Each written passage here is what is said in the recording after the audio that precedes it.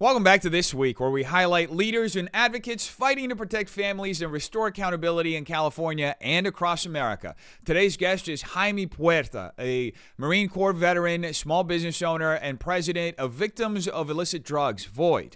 Jaime's life took a tragic turn in 2020 when his 16-year-old son, Daniel, unknowingly ingested a counterfeit pill laced with fentanyl he had purchased on Snapchat. Since that day, Jaime has dedicated himself to exposing the dangers of illicit fentanyl and holding both cartels and social media platforms accountable for fueling this epidemic. Through VOID and his work with Project Facing Fentanyl Now, Jaime has testified before Congress, spoken nationwide, and worked alongside countless grieving families to demand action.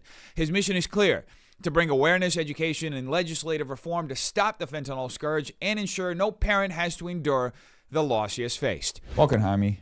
Thank you so much. That was a perfect introduction. Oh, well, thank you so much for coming down. I really appreciate it. I think this is a really important conversation for us to have because, like I mentioned in the intro, it's I think it's an unspoken epidemic that's happening in our country, right? There's so many people. This is affecting so many families like yourself, and I think it's important that people are aware of everything that's happening. That's not really, and it seems like our government isn't doing much to stop it. The stigma of addiction and overdose is so great and so ingrained in our heads that we're not paying attention. And because the first thing that comes to mind is when you hear of somebody who has died due to drugs, the first thing that comes to mind is that, well, that person must have been a drug addict, or that person must have used too much recreational drugs, and that's why that person passed away.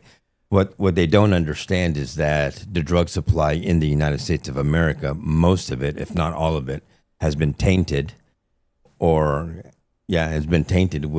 illicit fentanyl, or now we have the problem with nitazines, which is 40 to 100 times more potent than illicit fentanyl. What are nitazines? I haven't heard of that. Nitazines is just another analog of illicit fentanyl. It's one of the analogs out there. There's thousands of different analogs that come from illicit fentanyl. It's just a different chemical composition, should I say, of it, and it's 40 to 100 times stronger than illicit fentanyl. It's been around since the 50s.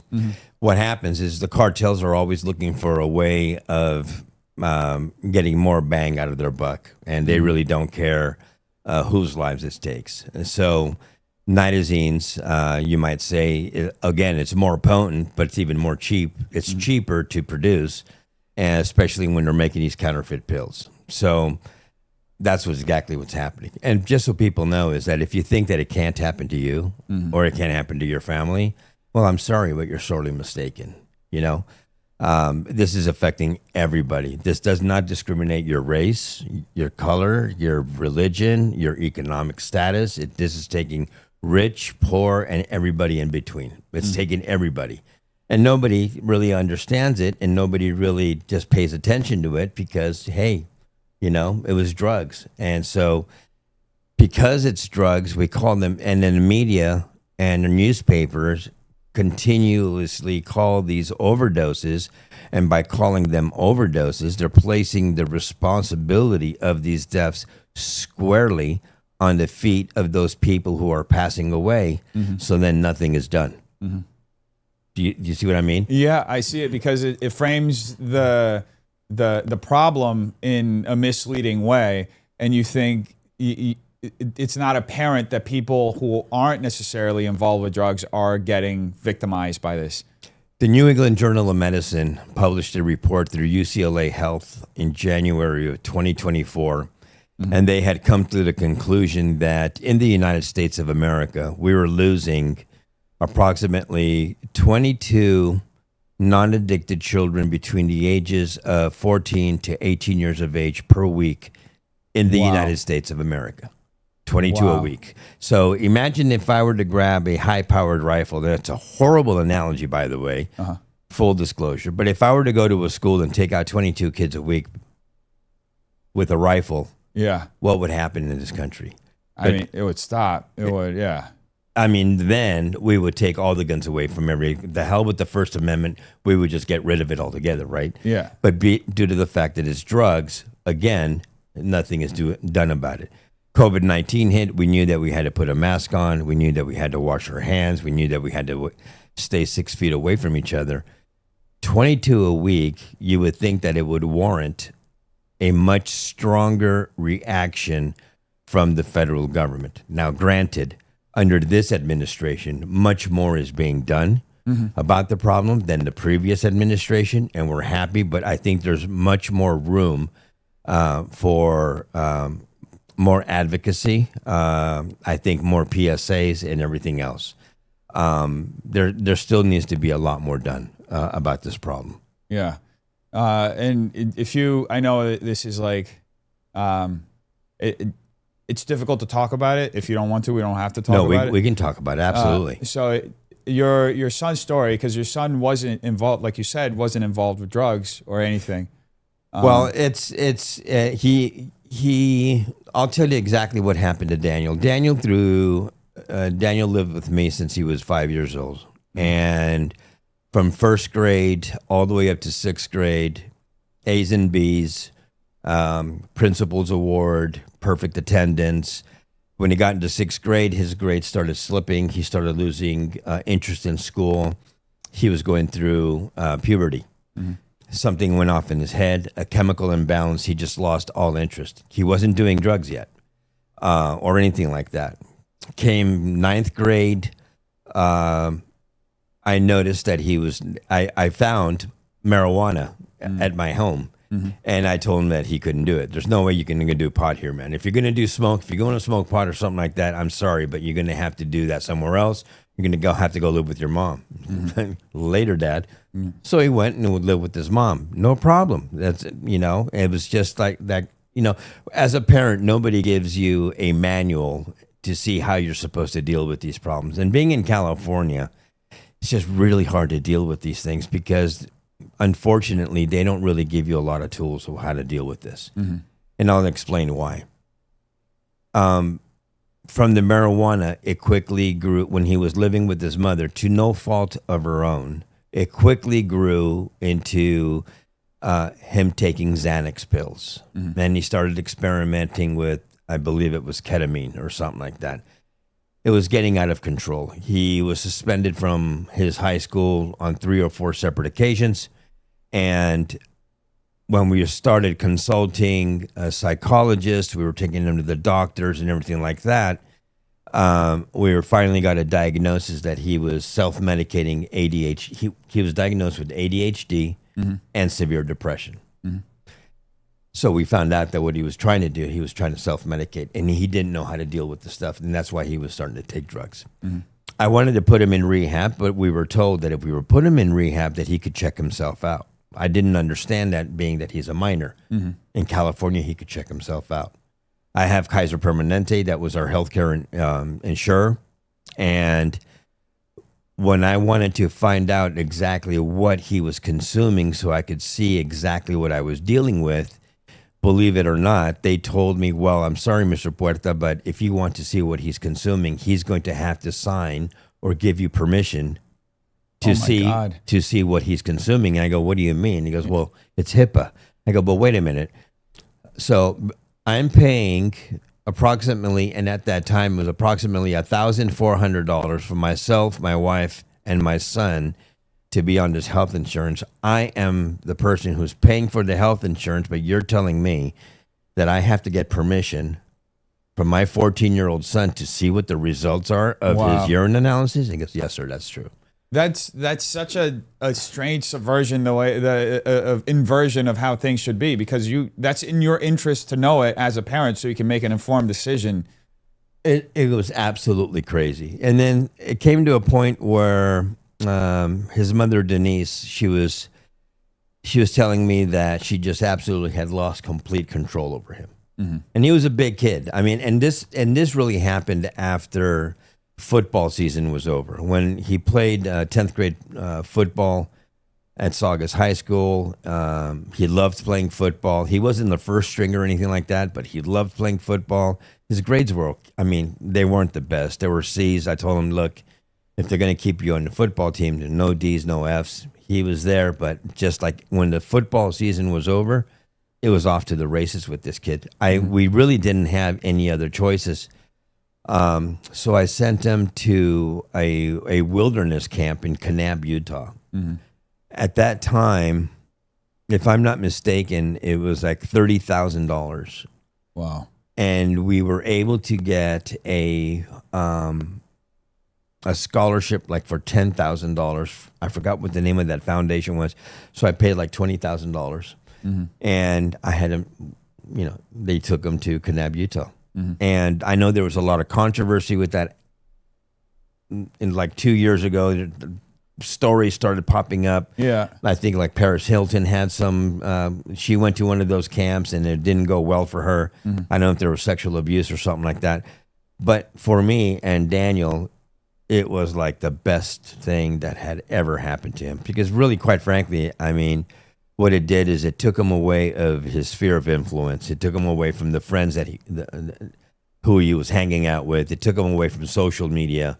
It took him away from all those bad influences. And it really just like stripped him down to his core where he had to really depend upon himself to be able to survive. And so the way it would work would be Wednesdays, Thursdays, Fridays, Saturdays, and Sundays, they would like hike through the Bryce Canyon National Park, like from point A to point B. Mm-hmm. They would have to set up their own camp. They would have to start their own fires, not with the matches, not with lighters, actually rubbing wood together, putting the kindling, getting the fire starting. They would have to make their own dinners. They would give them the ingredients to their dinner, make their own dinners, right? And then on Mondays they had like group therapy. On Tuesdays they would like rest on Mondays and on Tuesdays. On Mondays I believe it was group therapy, Tuesdays individual therapy, and then there would be repeat Wednesday, Thursday, Friday, Saturday, Sundays they would hike again. I was able to see him approximately 2 or 3 weeks before he graduated, and I'm telling you, I got my kid back. That's amazing to hear. Yeah. I got my kid back. Yeah. It was amazing. Mm-hmm. I get a little emotional when I think about it because I got my kid back. I got my Daniel back. I got my son back. It was just absolutely amazing. The deep conversations that we had, his drive. He goes, Dad, I'm so sorry. I can't even believe I just can't believe what I put you through. Mm-hmm. I don't know how to apologize. Yeah. He goes, hey, you know what? And I even say, in that film, in the documentary that we have, because, you made mistakes. We all make mistakes, but you're going to be fine. Mm-hmm. And he goes, Dad, what I want to do when I get back is like, I know I'm really behind. I go, well, according to school, I think you're 1 year behind in schoolwork. And he goes, well, I'm going to really work my butt off because I really want to graduate on stage with my friends. Mm-hmm. And I go, well, if you apply yourself, Daniel, you can do that. Mm-hmm.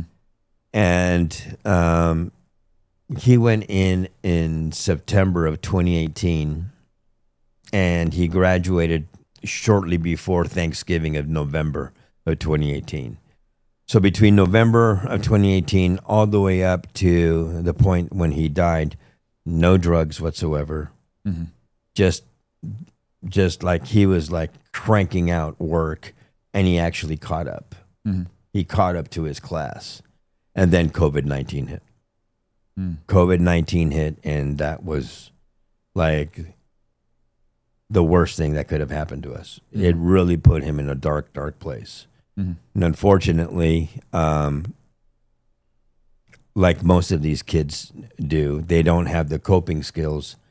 They don't have the tools of how to deal with some kind of emotional trauma. They don't have the tools with physical traumas. They don't know how to deal with things. Our society has taught them that we can overcome things by taking a pill. Yeah. Think about that. Yeah, numb the pain. Mm-hmm. Not that I'm knocking it, but you want to lose weight? Hey. Yeah, Ozempic. We can, Wegovy, we can shoot, an injection, and we can just lose the weight. Yeah. Again, I'm not everybody who does it. I'm not trying to knock you guys. I'm not trying to say anything about it. I'm just saying that there's an easy way out. And that's partly my fault as well. I'm taking responsibility of that too.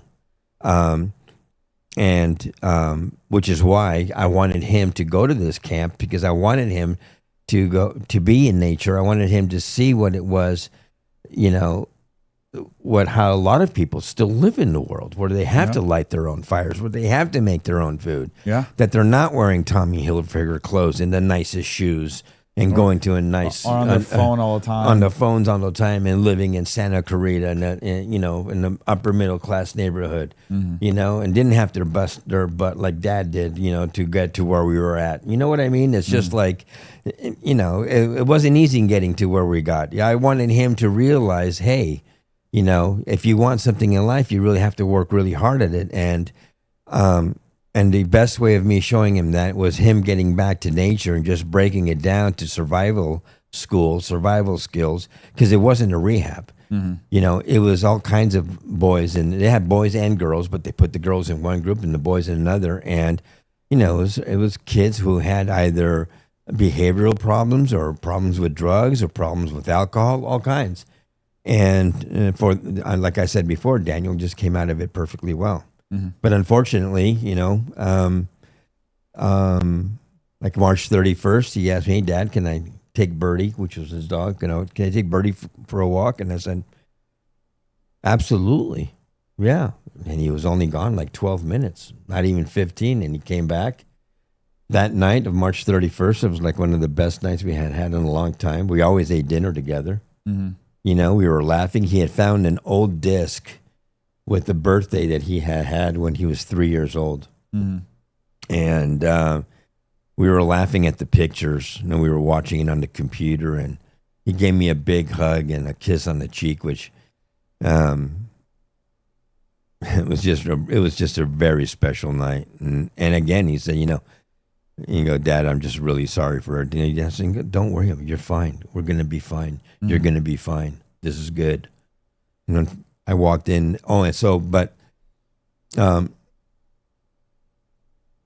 A very important thing that happened to him before his death was he was taking medication for his depression and for the ADHD. And that medication for the ADHD, he had to take it early in the morning. But he had gotten off course, and he was taking it like at 12 or 1 o'clock in the afternoon. And what was happening is that he wasn't getting to bed or falling asleep until like 3 or 4 o'clock in the morning.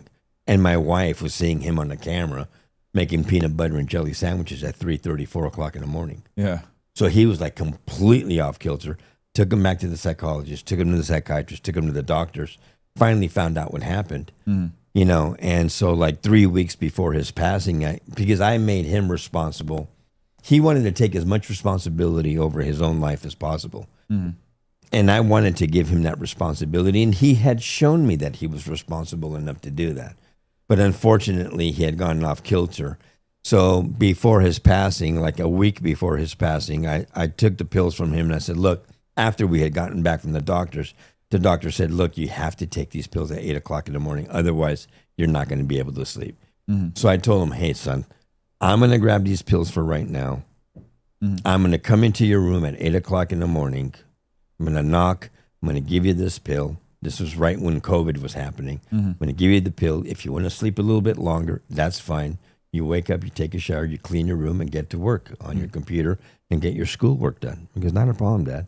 So that's what was happening like a week before he passed. I was going into his bedroom and giving him his medication. And unfortunately, that April 1st, when I walked into the room, I found him in the state that I did, and it was horrible. I mean, he was practically dead. And so it's just horrific.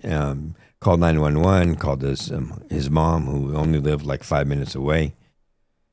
COVID protocols were in place. They first took him to Henry Mayo Hospital in Santa Clarita. They did what they could for him there. Then they called up Los Angeles Children's Hospital, where they were going to bring a helicopter, but due to the fact that there was no traffic whatsoever on the freeways, they sent a team of specialists up in an ambulance, and they picked him up there, and they took him down to Los Angeles Children's Hospital. When they got him down there, and myself, Denise, and who's his mom, we weren't married, and we were never married, but she lived close by, and my sister Sandra, who took us down there. I couldn't drive; I was a wreck. Took us down there. We were informed that he had like 3 cardiac arrests while going down there. They had to stop the ambulance. They had to get him going again. And they basically, they had him on life support. And later that evening, they came in and they went through the whole litany of problems that he had. And they just basically told us that there's nothing we could do for him. He's not coming back. He just, his brain had just gone way too long without any kind of oxygen. So he was basically brain dead. But the doctors at Los Angeles Children's Hospital, all I have to say is that I'm indebted to them, because they were just like the most compassionate, most empathetic doctors, kind. The nursing staff was just amazing. That first night I came home and I photocopied a bunch of pictures of Daniel, because I wanted the doctors and the nurses to see who my son was in life. And I posted those pictures all through the walls in his room. They would come in and they would hold our hand and they would cry and pray with us, and it was just, everything was so surreal. It was just crazy. That first night when I went home, Denise, his mom, stayed with them. I went home, and when I went into his bedroom, I found half a pill on top of his dresser. And the next morning, I went back to the hospital. I told my wife, I go, look, I'm not going to come back until, I don't know when I'm going to come back, but I'm going to take these clothes with me, and I'll let you know when I'm coming home. I grabbed half that pill and I put it in a Ziploc bag, and I took sweats and everything and with me so I could take a shower down there and everything like that. I wanted to be with my son, Daniel. I didn't want to come home anymore. And I took that half pill with me, hoping and praying that if I gave that pill to the doctors and they did an analysis of it, that maybe they would be able to find, maybe they could reverse what had happened to him, and maybe they can bring him back to life. But the way I found him, I just knew that wasn't going to happen. But as a parent, as a father, there's always hope. You don't lose hope. Yeah. You don't lose hope. He's my only son. And I wasn't going to lose hope. And you want to do everything you can for them. And so I gave the doctor the pill, and he goes, Mr. Puerta, even if we were to find out what's in that pill, there's just nothing. There's nothing we can do. And unbeknownst to me, what they had done is they had called up the Santa Clarita, Los Angeles County Sheriff's Station, and a detective from there went and picked the pill up. And they took it to their laboratory, unbeknownst to me. About April the 5th, he was admitted on April the 1st. About April the 4th, doctor told us, hey, there's no hurry, but unfortunately now we're seeing his vital signs are starting to show signs of deterioration. It looks like his kidneys now are starting to fail. His liver now is starting to fail. But like we said, we're in no hurry to cease all his life-saving mechanism that we have right now. But we think that you're going to have to make a decision very soon. So on the evening of April the 5th, Denise and I, we sat down and we just had a very long conversation. And we said, unfortunately, we're just going to have to let him go. We're going to have to let our son go. So the next day on April the 6th, a team, the doctor came in and with the nurses, and at 3:45 in the afternoon of that April 6th, and they disconnected absolutely everything. Denise climbed into the bed with him, and laid next to him and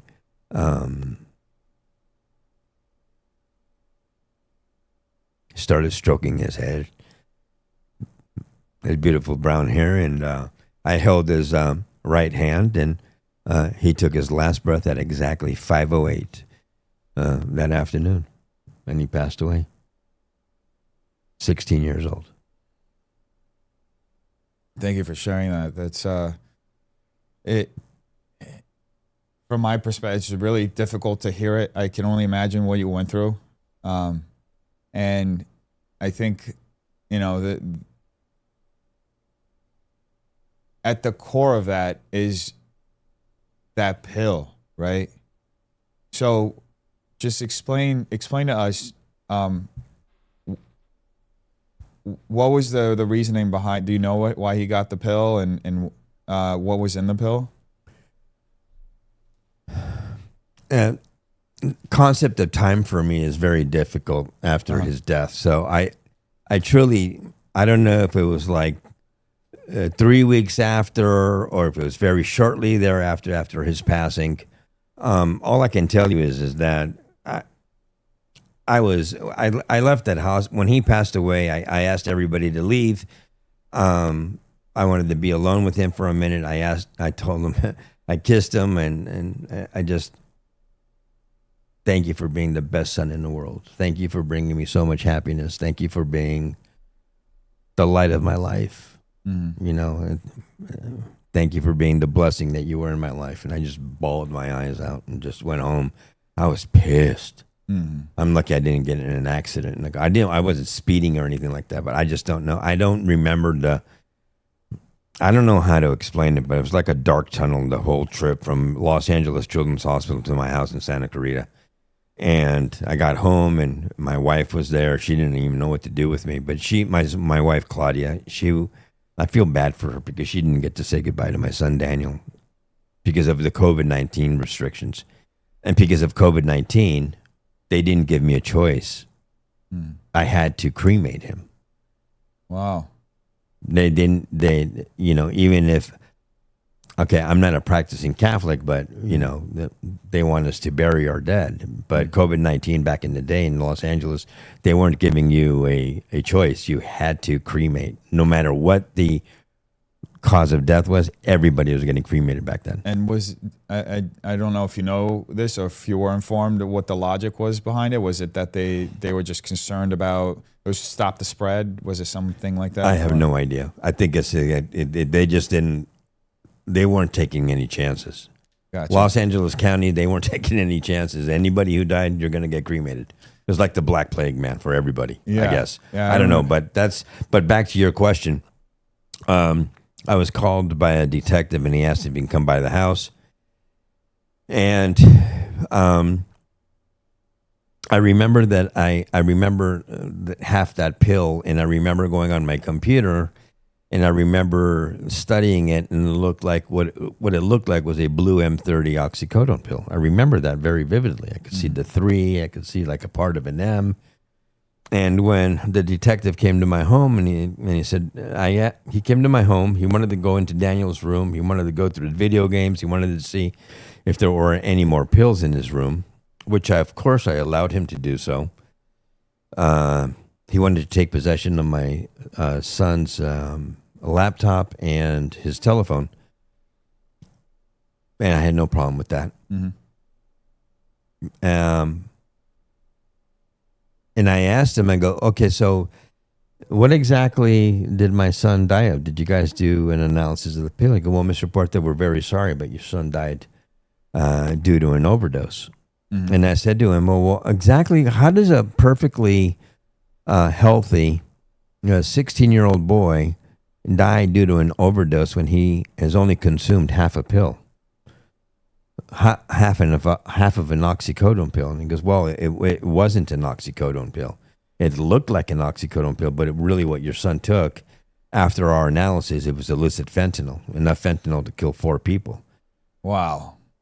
So then I said, well, then I'm sorry, but then that's not an overdose. So I would call that a poisoning. Yeah. Because an overdose is if I have knowledge of a pill, if I'm consuming an illicit narcotic and I take too much of it, and I died, then that would be consumed. That would be considered to be an overdose. But if I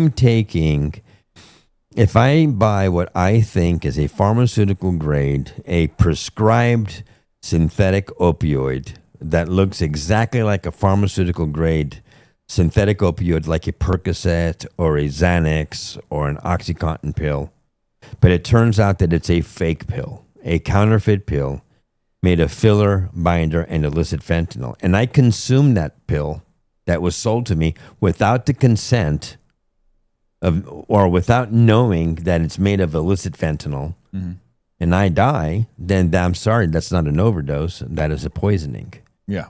Right? It's the same thing like what happened back in 1982. I know you're too young I don't even know if you were born in 82, but 85. You're in 85. Yeah. Back in 1982, if I'm not mistaken, in the city of Chicago, 7 people bought extra strength Tylenol, and they all died.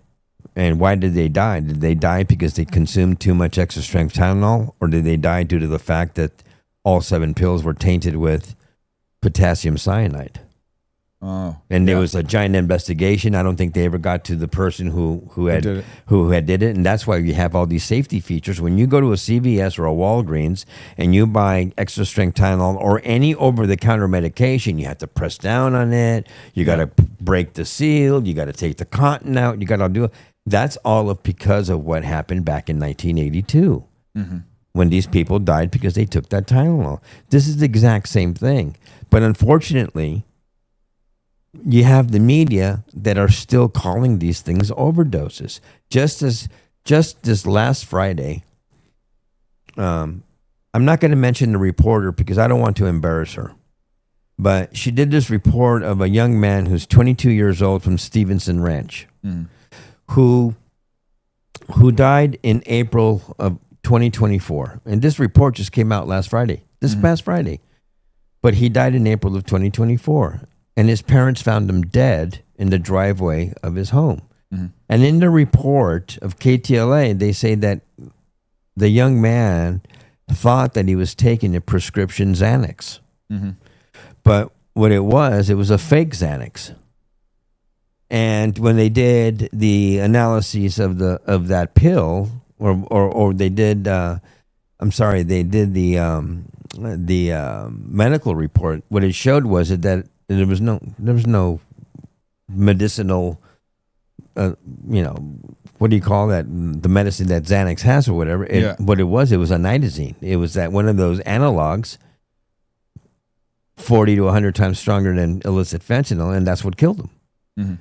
If that young man knew that the pill that he was consuming was poison or that could take his life, he would not have taken it. Yeah. I'm not making any excuses for my son Daniel. I'm not making any excuses for him wanting to self-medicate because he was going through a hard time because of COVID-19. He made a mistake, and he paid for that mistake with his life. But children are supposed to make mistakes, not die from them. We all make mistakes. And I'm telling you right now, if this stuff was around back in 1980, I graduated out of Burbank High. And I'm telling you right now, everybody from Burbank High would be dead.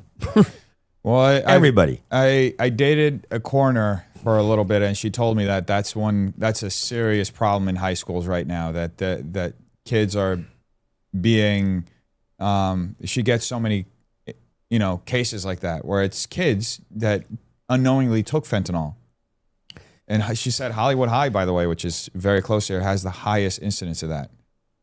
And their reaction to that, the Los Angeles Unified School District, the schools up in Santa Clarita, is hand out Narcan and lock the bathrooms so they don't consume the drugs in the bathrooms. Yeah. And they think that's going to be enough. Well, you have to educate kids and there was that campaign when I was growing up. It was just say no. And now it became kind of a joke. It was this Nancy Reagan campaign, and I remember kids used to, when I was in school, used to make fun of it. Oh, it's not that bad. That's some of the things I would have said. But nowadays, it's like, yes, you have to say no because you don't know what's in it. You really don't. I say it kind of flippantly, and I've talked to some. when I go to schools, when I go with the junior high schools and the high schools that do allow us in, I won't say it to everybody, but privately I say, I almost feel sorry for your generation. Because you will never be able to use drugs on a recreational basis and see what that feels like. Because that was like part of a passage to adulthood. Yeah, there was an aspect of rite of passage of making. I would say, like you framed it, like mistakes that don't cost your life. Exactly. Yeah. Like maybe taking a puff or two of a marijuana joint or something like that. And you say, yeah, you know what? That's not for me. Okay, I did it. Let's go on. Let's move on.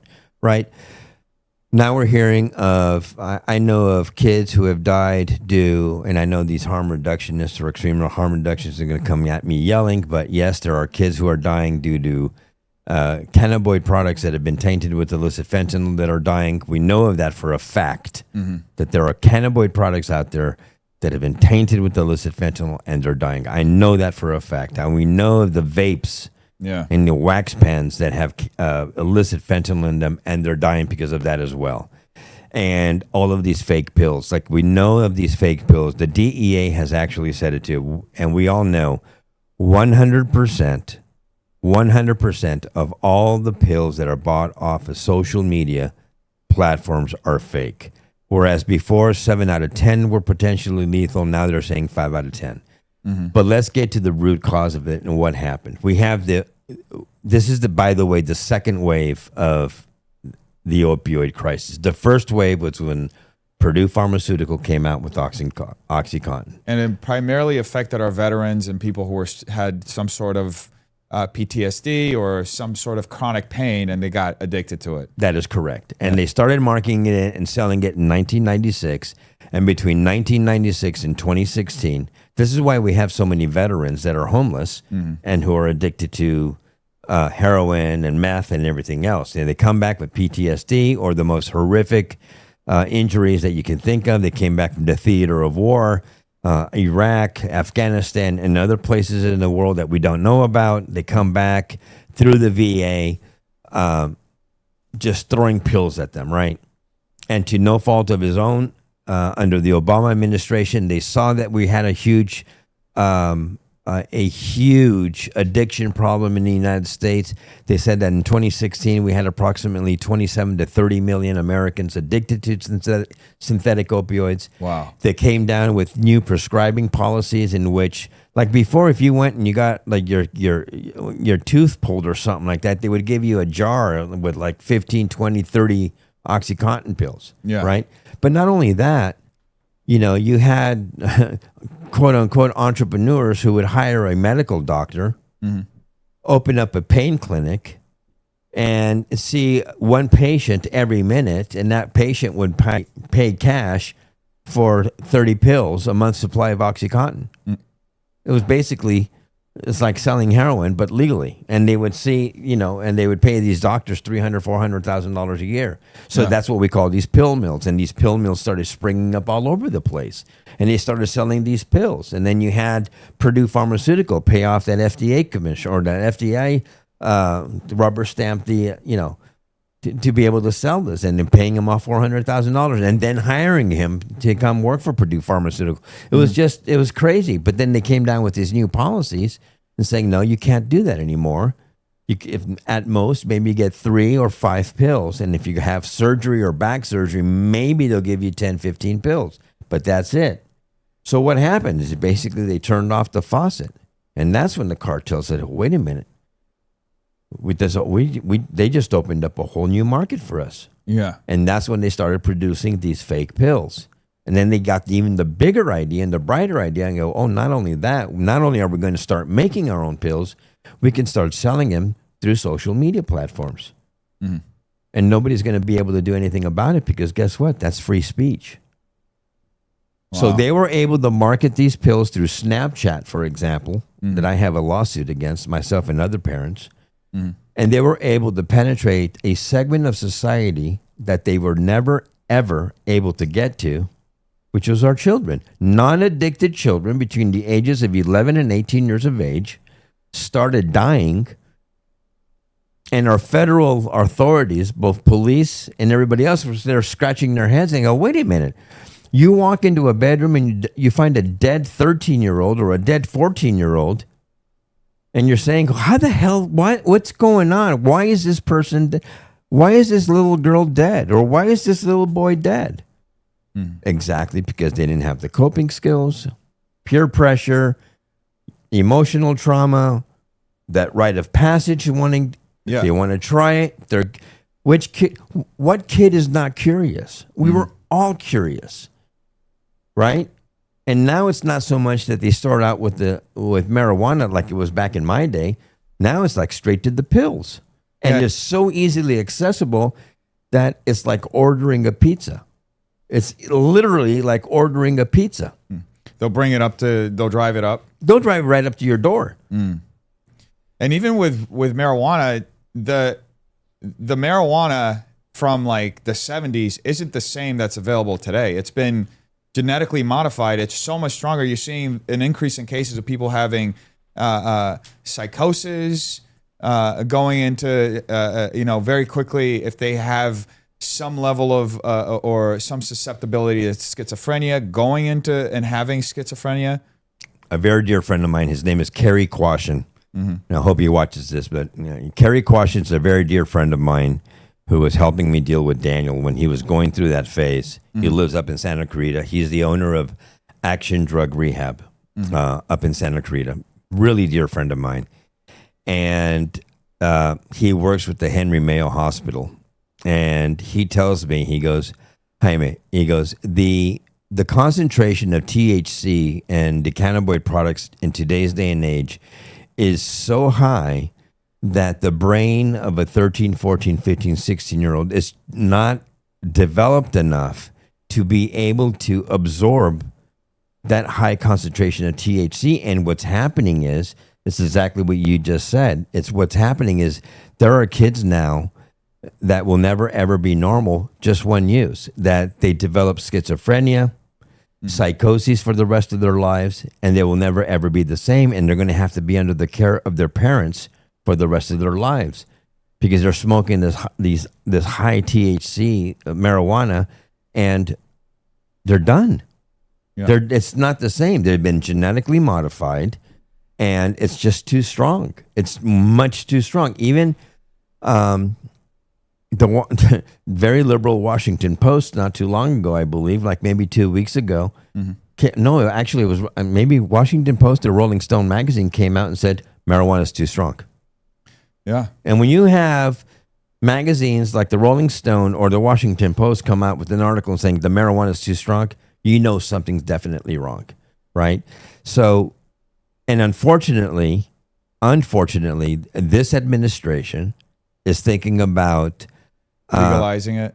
Yeah. Rescheduling marijuana, and that would be like the worst mistake that they can make. That's the huge mistake that they would make. And the other thing too is they're restricting the naloxone as well, which is another huge mistake. What is that? Naloxone is an agent that is used to reverse a synthetic opioid overdose or poisoning that all EMTs use.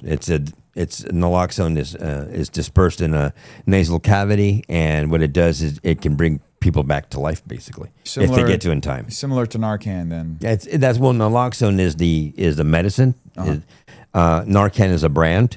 Oh, gotcha. Yeah, Cloxado is a brand as well. There's like 3, 4, 5 brands: Cloxado, Narcan, and for some reason, this administration doesn't believe in it. For some reason, I don't know why, but there are a lot of agencies out there that use this. The EMTs use it, and they're restricting it, and they shouldn't do that. Speaking of policy and government, there was a policy, it was HALT, right? It was to stop fentanyl. And you actually spoke in Congress. Yes. Do you want to speak a little bit about that, how that was? I saw your testimony. It was a very powerful testimony. Thank you. Yeah. So tell us a little bit about that effort, how that came about. With our advocacy, as a non-void, victims of illicit drugs, or Stop the Void. By the way, your audience can find us at stopthevoid.org. Stopthevoid.org. 80% of what we do is is basically education awareness, and 20% we can do legislative advocacy. And we have been up on the Hill many, many times, working with both the Senate and Congress. And I was invited to go by a dear friend of ours, by Evelyn. Oh, yeah. Yeah. Well, thank you, Evelyn, for connecting us. Yeah, thank you, Evelyn, for connecting us. She had, I think she had seen one of my interviews. I don't know where, if it was on Fox or on CNN. I don't know where. To go to the Republican National, Mr. Trump's inauguration, the Hispanic Ball. Mm-hmm. And I went, so I was in Washington, D.C. with my wife. And while there, I was contacted by Senator Chuck Grassley's office, who I have a very friendly, I know everybody there. I know most of the people there that work with Chuck Grassley. And we, through the legislative director there, I won't say the name because she probably won't want me to say it, but she contacted me because, Jaime, I really need to talk to you. When can we talk? And I go, well, I just happen to be here in Washington, D.C. with my wife. And she goes, well, do you mind coming by the office? I go, no, not at all. So I went to her office and we spoke and go, look, the very first hearing under this new Congress is going to be on fentanyl. Mm. It's going to be on fentanyl, and that's going to be the first hearing, and we want you to be the witness for the Republicans. And it's going to be in the HALT Fentanyl Act. Mm-hmm. Would you be interested in doing that? And I said, absolutely, yes. I would love to do it. So, okay, well, let me get back to you and see if they're going to use you or not. I said, yeah, sure, no, not a problem. 3 days later, they called me back and goes, you're in. We need you here on February the 4th, and you're going to testify. I go, not a problem. So what the HALT Fentanyl Act is exactly what, going back a little bit, talking about the nitazines. The nitazines is an analog. Mm-hmm. And there's thousands of different types of illicit fentanyl analogs. The analogs in and of themselves were not being scheduled, though. You can't, they don't fall under a schedule. Mm-hmm. Okay? And because they're not scheduled, if I'm a drug dealer or if I'm a drug trafficker and I'm pulled over by the DEA or CBP or the FBI or something like that, and I'm caught with an analog and it's not under a scheduled drug, I can't. They can't do anything. They can't do anything about it because it's not illegal. Mm-hmm. So the HALT Fentanyl Act says it schedules all those analogs. So now all of the analogs are scheduled, mm-hmm. and if I have 100 grams or more, it's a mandatory 10-year federal prison sentence. Wow. So one of the things that the Democrats were really fighting against is says, well, but what happens if we find an analog that we can find that has medical use? Well, then we asked the DEA just take that analog out of the scheduled drug and gave it to the scientists so they can study it. And that's what we did, mm-hmm. right? So, I myself, I'm a very conservative person, but I work on a bipartisan basis. I never talk politics. I go straight down the middle, mm-hmm. because if I really just profess my conservative values and everything like that, I'm losing 50% of my audience. And so, and I never talk about politics to anybody else, so I went in there, that frame of mind of being bipartisan, and I testified, and I'm not trying to pat myself on the back or anything like that, but it looks like that testimony, according to people who had talked to me, that was the tipping scale. It really was, because the HALT Fentanyl Act had come into existence as of 2018, and it was due to the fact of Dr. Oh my God, what's his name? Dr. Westlake from Wisconsin, I believe. Mm-hmm. And he had basically written that law. Mm-hmm. And him and other advocates had testified on it before. And they kept bringing it up in Congress and to the Senate, and people that testified, and every time it got shot down. It got shot down. It got shot down. It got shot down. It wasn't getting anywhere. Mm-hmm. And finally, this year, after this year's testimony, we actually had Amy, to her credit, Senator Klobuchar voted yes on it. And there were other senators on the only, maybe I shouldn't say this. Well, did our California senators vote for it or no? I'm curious. You don't have to say if you don't. Well, no, I will say, because it did make me. I try not to take things personally, but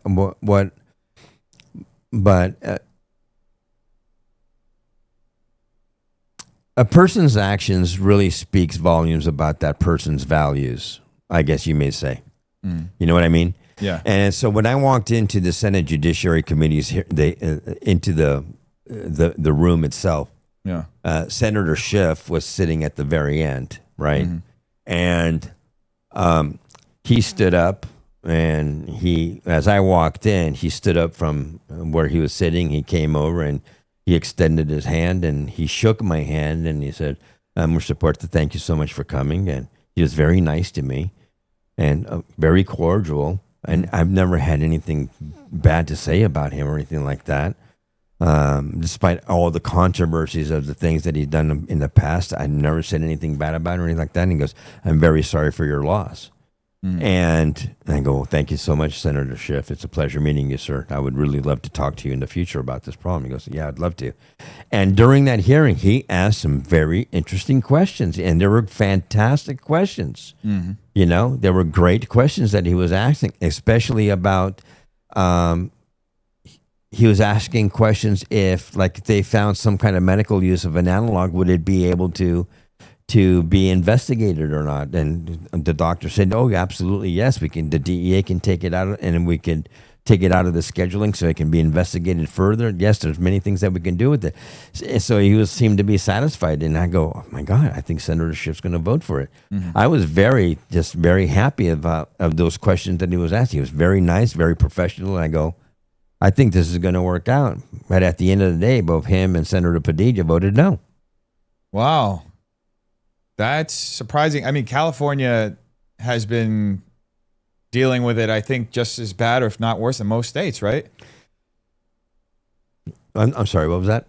California has been dealing with it just as bad, if not worse, than most states. So in the Rust Belt, Yeah. right, that's where the true opioid crisis started, because of all the blue-collar workers there and them being exposed to these things, but to these synthetic opioids.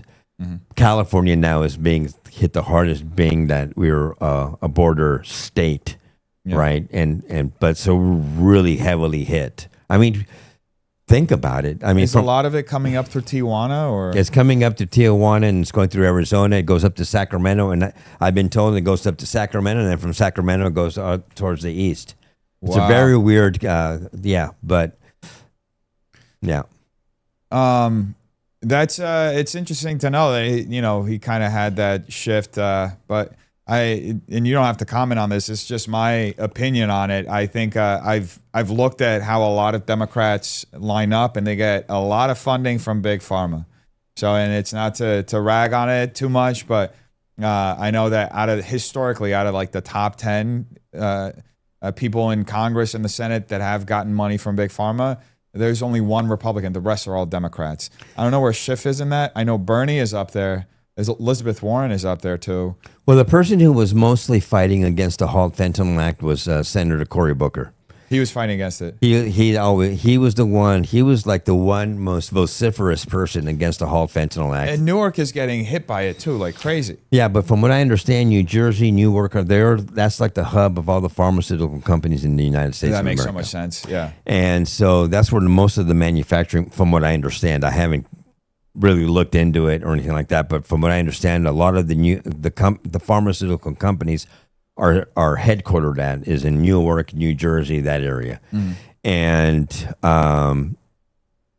I looked into it, and it looks like his campaign had received a little over $400,000 from Big Pharma. Yeah.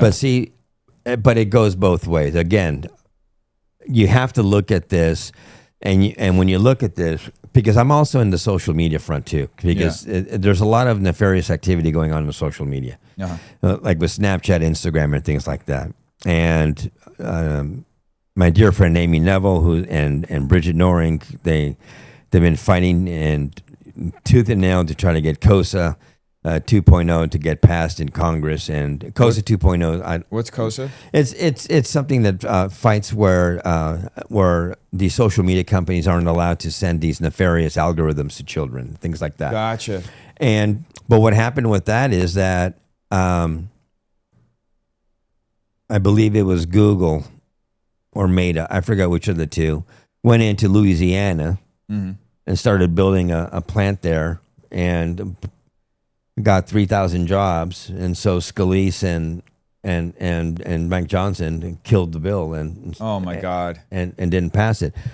It's so crazy. And so that's what I'm saying is that it goes both ways. Yeah. I mean, it's pretty disgusting. And because I can understand 3,000 jobs, but for God's sakes, you're playing with the lives of children here. Yeah. And it's not right. You need to do what's right for your constituents. Yeah. And but there's still a lot of work to do in that. Yeah, I agree. Unfortunately, our politics sometimes feels very often like pay to play a little bit. It really does. It really, really does. With my experience that I've been up there and things like that, people have asked me, why don't you run for Congress? And I go, there's no way. I mean, I commend you. I know that I saw that you're going to make a run for it. I'm running, Adam Schiff's old seat. No, so, good. Congratulations. Thank you. It's a lot of work. And that's one of the things that the person that's currently sitting in there is just like a party shill. And yes, I'm a Republican. I love my party. But at the end of the day, it comes down to my constituents. How can I best represent people here? And I think, and I've had this conversation with a lot of different folks here who are involved in politics or, veterans too, like yourself. And, I think that a lot of people in politics have just forgotten the concept of service, of sacrifice, because that's ultimately what it is. You're not supposed to enrich yourself off of politics, right? And we have the Nancy Pelosi's of the world just making millions from insider trading. So I would love to and this can be a bit controversial and people can go back and forth on this, but to put more limitations on what politicians can do so that we create an incentive structure around them actually making decisions that serve the best interests of the public, right? Because right now, as you pointed out with Louisiana and that situation with people being in the pockets of big pharma, it's very easy for them to think, okay, I need to win my next election. How can I do it? Okay, well, you're going to build that down there. That's going to make people happy, and that comes at the cost of so many lives. So I think that there's definitely a lot that we can do to fix our republic, and so it better serves and it prevents situations like what's happening to so many families, what happened to your family, because I think it comes down to this is a problem that's purely created as a result of just lax governorship. That's how I see it. Because if we have tougher laws in the books, we have tougher law enforcement on this. If we did what Trump did, which is just blow up those boats coming up with all this stuff, we didn't let it get here. And we also have to address the China problem, because a lot of this is coming in through China, from China through Mexico. And then they have a vested interest as our geopolitical enemy to undermine us in several different ways. And this is what they're doing. They're poisoning a segment of our youth so that we're behind the eight ball. It's a reverse opioid war that's been levied against the United States of America. And I don't have to say it. And just anybody who's listening to this podcast, go back to the China Select Committee's bipartisan report of April of 2024. It's a China Select Committee. Bipartisan report on the fentanyl crisis in the United States of America. Both Democrats and Republicans, a published report, they both did. And the findings of that report will just blow you away. Can you tell us a couple? Because I'm not familiar with that. A couple of key findings from that report, for example, is that there are websites that anybody in the United States or in Mexico that are in China that you can go to and you can buy the precursors to make fentanyl. Wow. Whereas Chinese citizens don't have access to it. That's so crazy. You know how many people in China have died due to illicit fentanyl? How many? 0. What does that tell you? What does that tell you? 0. It tells us it's very strategic. The same way that the two biggest funders of the the trans ideology here, 2 Chinese billionaires. They don't do the same thing in China. They do it here, though. So one of the things is that these websites are open to anybody except for the Chinese national people. So anybody can go onto these Chinese websites and buy the precursors that they want. That's one thing.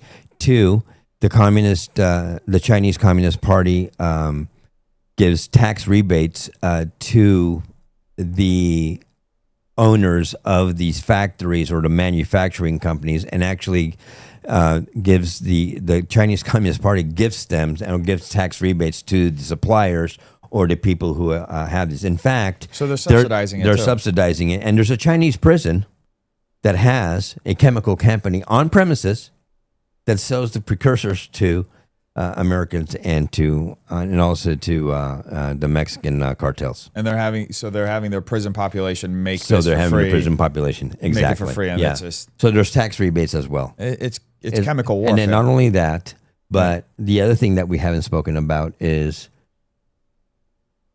the Chinese. And people are going to think I'm crazy, but I know this for a fact. Yeah. The Chinese students laundering the drug proceeds within our own banks here in the United States of America. You know, I'm not surprised by that. There was, I mean, you would be blown away if you think TD Bank, which was just fined like $3.4 billion or $3.5 billion, is the only bank that is laundering cartel proceeds. It goes much further. Yeah, it really does, and American banks are involved as well, and the corruption is deep. And I hope that it all comes out to the light. I really, really do. You know what? I lived in Colombia. So I'm Colombian. I'm Colombian American. I'm an American citizen. I'm Colombian American, and living in Colombia, you would see the corruption there and everything like that. And I remember, and I taught English there at a university, and also I also taught English at a binational school there. And I remember a student asking me once, and I was very naive back then. They go, "What do you love about the United States of America?" And I go, "Well, you don't see the corruption there that you see here in Colombia. You know, No. you don't see the corruption over there." But the more that since my son passed away, the more that I learn about this crisis, what's happening here, and the more that I've learned about the people that are involved, the more that I find out about American institutions that are also involved in the illicit fentanyl trafficking and money laundering operations that are happening, that is taking the lives of teenage boys and girls, the more disgusted I get. And to anybody that sees this, it's like playing whack-a-mole. And, there's a lot that needs to be done. But I feel that the only way that we're really going to abate these senseless deaths of these children from happening, like what happened to my son Daniel, is through education and awareness. I can't go out there and do it all. Neither can my partner, Steve Filson, or Chris Didier, or my other board member, Matthew Broadman. We're dedicated to education and awareness. We try to get into as many schools as possible. So since we're on this topic, let's talk about Void and how it came about and what kind of initiatives you guys have. Well, it came about, Void, Victims of Illicit Drugs, Stop the Void, or we just some parents, we got together, and not everybody is able to get up out of bed and start wanting to do something about it. My personality, saying that once I was able to get out of bed, like I remember the first interview that I did was with a journalist from Santa Clarita, and he went to my home, and I think the first interview I said I was going to go after every drug dealer. I was going to kill him. Well, I don't blame you for feeling like that. I mean, I think most dads would be like, how do I solve it with these fists right here? I said, there's nowhere you can hide because I'm going to find you. I'm going to I was pissed. Yeah. I don't feel like that anymore. But when we got together in September of 2021, a documentary that's called Dead on Arrival was released. It's a 22-minute, 3-second documentary was released. It was directed by Dominic Cherno and produced by Christine Wood. It came about because in June of 2020, shortly after my son died, Amy Neville's son, Alexander Neville, who was only 14 years old, passed away due to illicit fentanyl. At that time, I believe they lived in Aliso Viejo. He was 14 years old, skateboarder kid, was just experimenting with marijuana. Mm-hmm. The same drug dealer that was selling him the pot said, hey, I got something a little bit stronger. The kid was curious, decided that he wanted to experiment, actually told his mom, I started taking these pills a week ago, and they really got a hold of me. Yeah. I need help. Uh-huh. That same night, she tried to get him into a rehab place. The rehab place said, I can't do anything about it tonight. Wait for me. Wait for a call tomorrow morning. Next morning, when she walked into his bedroom, he was dead. Wow. He was dead. And then so she got up and she started advocating immediately. And she's got a wonderful foundation called the Alexander Neville Foundation. And she got to work. And right now she's more focused on the social media aspect. But we all got together with the documentary, and we started going into junior high schools and high schools, and we started presenting the documentary and then following it up with a PowerPoint presentation. We started doing that, and we continued doing that. And then we connected with, in February of 2022, I connected with Andrea Thomas from Colorado. She had the brilliant idea of coming up with the August 21st National Fentanyl Prevention Awareness Day, which I'm the co-chair of. And so that day is now, it's a sanctioned Senate day. It's the official National Fentanyl Prevention Awareness Day every August 21st. That's our big day that we go to Times Square. And we have the DEA there, Customs and Border Protection. We have a federal law enforcement, but not only that, but we have given impact meetings at the DEA, Customs and Border Protection. All of the 3-letter federal agencies, we've given impact meetings because they're sitting there behind computers gathering data points, but they don't see the faces of the crises, and they need to see that. In fact, on November the 3rd, I'll be at Quantico, Virginia, at the FBI National Academy, giving an impact meeting to an international narcotics class there. Mm-hmm. So we do that as well. So we're the only foundation that does that, by the way. So we've gotten very, very far. I mean, not only are we heavily invested with the schools, we also did these national impact meetings. San Bernardino County, we partnered with them. We have a countywide fentanyl initiative with them, because fentanyl doesn't care, but we do. That's a fantastic thing. We've had that with them for the past 3 years with them. We got so many things going on right now. It's just fantastic. Last night we had our fundraiser with Mr. Josiah Citron, who's a Michelin star chef. He's got 5 restaurants in Los Angeles. We showed the documentary there to all of his friends, and we raised a good amount of money. We don't take salaries, but that helps us pay with our buys our plane tickets and our hotels where we need to go to around the nation. We've been to Washington State, Texas, Kansas, New York, Alabama, Georgia, South Carolina, and not only us, but there are many other nonprofits that use our documentary as well for their efforts too, that go to the high schools and junior high schools as well. And this is wonderful to hear that you're having this national impact. What have you sensed a change in attitude in students? Oh yeah, well yeah. I mean I can show you pictures. I mean I have students come up to me crying and they want to hug me and they were so sorry for your loss. And I have a stack of letters from students from Golden Valley High School in Santa Clarita, which most of them expressed their empathy and we're so sorry for your loss. It shouldn't have happened. Or, hey, I lost my brother. Or, hey, I lost my sister. I know exactly how you feel. Or some of them say, hey, I was kind of experimenting, but I had no idea that there was that much danger in it. And thank you for coming. I had one kid in one school who came to me in East LA, and he says, you probably saved my life because I have 5 of these pills at my apartment right now, and I was going to take one of them tonight. Wow. And that was in Boyle Heights, actually. Wow. One kid, a 15-year-old kid, came up to me and said that to me.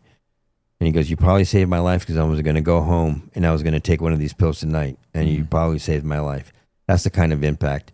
I get presentations. And then all of these presentations that we do in all these schools, because of what Josiah Citron and his team of chefs do, he always invites other chefs, other Michelin star chefs from around the country or from California to come.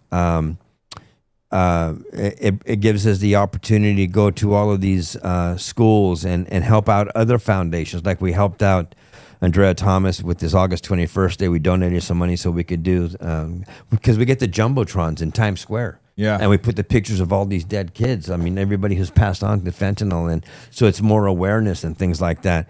But we don't charge the schools. We don't charge for our presentations. And I don't take a salary, neither does Steve or Chris Didier up in Rockland, California. Our other board member, he's a retired lieutenant colonel from the Air Force who flew combat jets in both Afghanistan and Iraq, who lost his son Zachary Didier. He was only 17 years old. Perfect A student, only missed one question on the SATs. Wow. You know, he was stressed out because he was filling out college scholars were trying to get into college entrance exams and things like that. And after he passed away, from what I understand, he was accepted at 5 different universities. Wow. You know, I mean, he was stressed out. Yeah. And he went to Rockland Mall and bought a pill from a drug dealer on Snapchat, and unfortunately he took it and he died, and his dad found him. I mean, it's just crushing. Again, it doesn't discriminate your social standing or your economic status or nothing. It takes everybody. It's a silent epidemic, and a lot of families are being hit by it. And I think I see God working through you. I know you said you're not a practicing Catholic, but I see God working. I believe in God. You believe in God? Oh yeah. No. I believe in God. I mean, I believe in God. I pray every day. My wife prays every day. I'm very spiritual. I'm just not religiosity, I guess. It's not, but I'm a very, I believe in God.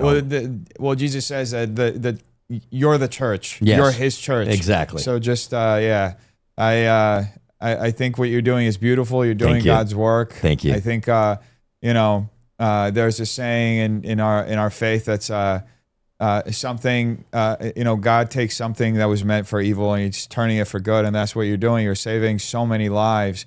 And I see it's a horrible thing that your family went through, but just that one story that you said, that one kid, and I can only imagine the impact nationwide that you're having, because it's a silent epidemic, and it's a warlike effort coming from our, this enemy from China. Oh yeah, that it just wants to annihilate us. And this is just one of the fronts. The fentanyl. It's not only from China, and it's from our biggest trading partner, which is Mexico. Yeah. Look at the Morena Party. Yeah. The Morena Party, the Socialist Party of Mexico. It's like the most corrupt party in Mexico, and all of them have been infiltrated by the cartels. And they're part of the trade. Yeah. Absolutely. Yeah. Venezuela's a narco democracy. Yeah.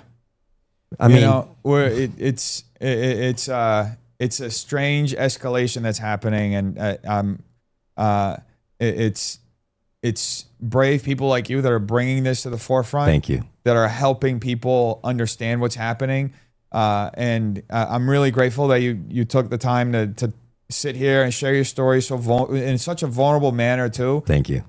Because it's something that has to be out there. People have to hear about it. They're not easy conversations, but you're doing God's work. You really are. I believe in that. Thank you so much. I really appreciate you inviting me to your podcast. I hope everybody watches and listens to it, and I pray that you take that seat. Burbank needs that. That would be Burbank, right? It would be Burbank, Glendale, Pasadena, and Hollywood. Oh my goodness! So it's.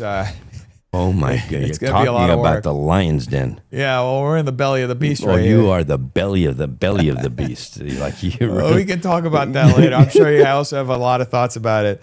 But I want to take a moment right now, and if you want to look into that camera, into your right here, this camera over here. All right. And if you want to tell the folks at home who are watching this how they can help and contribute to Void, if they if there's a school, if they run a school, or if they're involved with a school, how they can have you guys come out and speak, and how they can support any sort of initiatives and find you on social media as well. Well, right now, if you want, you can go to stopthevoid.org, stopthevoid.org. That is our website.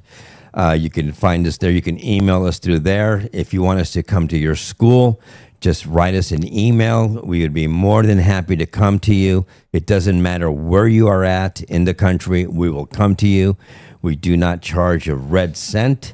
If you want to donate, that's fine. If you can't donate, that's fine too. We will come to you. We do not charge. Like we said, all we need is like 50 minutes of your time, maybe 1 hour. Again, we show our documentary, which is 22 minutes, 33 seconds long, and we follow it up with a PowerPoint presentation that's very, very powerful. I can guarantee you that your students will love it.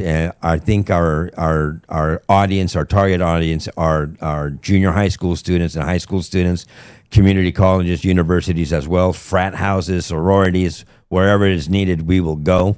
And if you want to help out, you can donate as well. Go to the donate button at stopthevoid.org, $5, $10, $15.